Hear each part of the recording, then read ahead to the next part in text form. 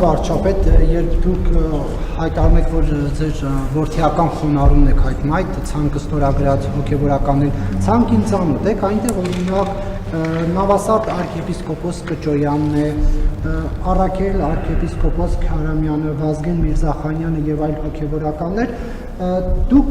տեղյակ եք նրանց մասին, օրինակ ինչ հրապարակումներ կան մամուլում, նույն Նավասարդ Կճոյանի հետ կապված այդ բենթլիների օֆշորային պատմությունը, ամերիկյան կանխավարկածի իհարկե պարելով Առաքել arczepiskopos Քարամյանի զավակ ունենալու մասին հրապարակումները, իդեպ գուցե նաև ճանաչեք Վազգեն Միրզախանյանի հետ կապված հրապարակումները, այսինքն ձեզ համար ընդունելի է սրբության սրբոց մայրաթորը ազատագրել այն անձանցով, որոնց մասին էլ կուսակրոնության ուխտը խախտելու վերաբերյալ տեղեկություններ կան։ Ես ասել եմ, որ մեր սրբության սրբոց մայրաթոր Սուրբ Էջմիածինը ազատագրելու գործին կարող է մասնակցել Հայաստանյան Առաքելական եկեղեցու ցանկացած հետևորդ,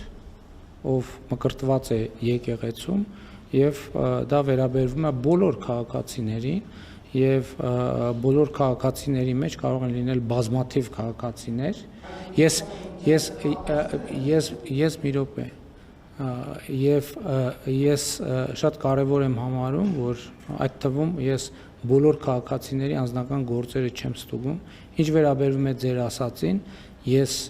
առաջ եմ քաշել այն օրակարգը, որը վերաբերվում է Հայաստանյան Առաքելական Սուրբ Եկեղեցու բարենորոգմանը, եւ մենք պետք է գնանք այդ բարենորոգման ճանապարհով։ Որևէ հարց հնարավոր չէ լուծել առանց բարենորոգման ճանապարհով անցնելու, եւ ես ողջունում եմ ցանկացածի պատրաստակամությունը այդ բարենորոգման ճանապարհով անցնելու։ Եթե հիմա դուք հարցնեք, հիմա Կտրիչ Ներսյանն էլ կարող է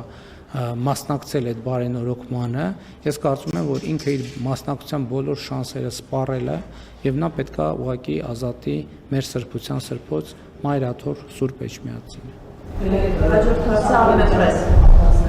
Ես ձեր հարցին պատասխանեցի, ես ասացի արդեն, որ բարենորոգման